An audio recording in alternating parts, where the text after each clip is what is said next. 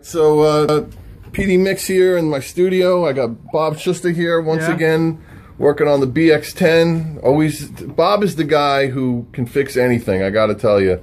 So if you have a recording studio and you need something worked on, Bob is the man. I just want to start with that. So Bob, first of all, I plugged this thing in the other day and I ran audio through it. And, you know, I have every great plugin you can imagine. Right. And they sound great, but they don't sound like this. I mean, there's something about real spring reverb or real plate reverb that you just cannot replace. What's your take on it? Well, as I mentioned to you before,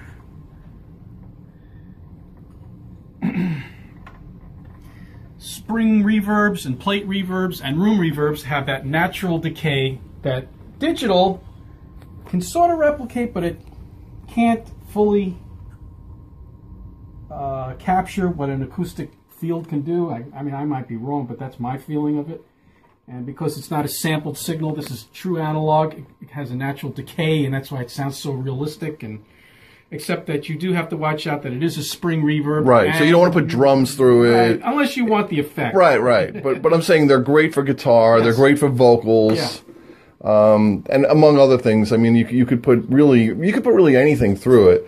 You can put strings through it. And we were talking about spring reverb, and I had mentioned to you that my buddy Al Falcon years ago, I had bought, and I wish I still had them. I think they were thrown out, but I had a British spring, which was the Great British Spring. Right. It was this big gray tube that you mounted to the wall, and then they had two interface boxes that you connect to it.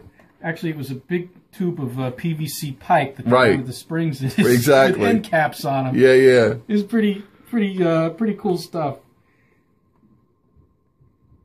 So what were some of the other reverb units that you were mentioning to me that you liked? There was one that was made by Grampian, another British company. The one that you had, is that the one you had? Yeah, I have the one that I have, which I got from the old Ultrasonic Studios back in the 70s when they shut down. It was the Grampian 636. And it was a portable little mono unit, so I had two of them for stereo. And it had a balanced mic input, a balanced line input, and a balanced line output. And it was in this cute little carrying box, you know, nice cabling and very nice unit. There was another spring reverb that goes back to the early 60s, known as the Fisher Space Expander, which was for your home hi-fi, but a lot of small studios used to use them as their basic spring reverb because it actually sounded halfway decent.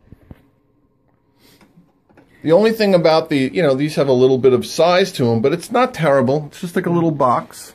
Now, if you also remember, the Roland Space Echo had a spring reverb in it. Oh, did it really? Along with the tape delay, so that you could have what they call delayed spring reverb, which give you the best of both. By the way, you talk about tape delay. You talk about tape delay and stuff like that, and you know, I love that too, the tape delay.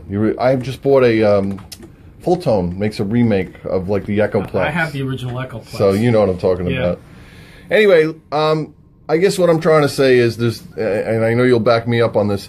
There is a balance. You know, today's technology, all the recording and the digital and this and that, but there is definitely a balance of analog and digital that you can do, and you can still get great, amazing, warm tone, and you know, and you don't have to spend a lot of money. I got a great deal on this reverb. You can find stuff. I mean, it's out there. See, look at this. Works in a drawer. Yeah, look at the way stuff was made back in the day.